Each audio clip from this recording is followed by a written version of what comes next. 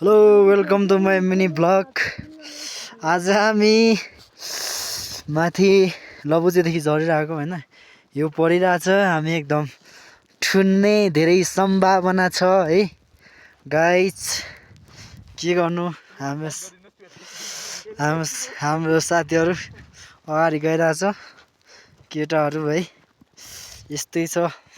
दुःख छ है केटा खुम्बुमा अहिले दमादम हिउँ परिरहेछ केटा हो। आज कति हो, हिउँ परिरहेछ है केटा हो। गाह्रो छ गाह्रो।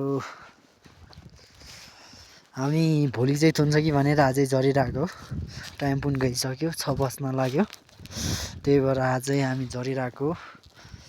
धेरै हिउँ पर्ने सम्भावना धेरै छ। अनि हामी भेट्नेछौँ अर्को ब्लगमा गाइस। सबैले सब्सक्राइब गरिदिनु होला।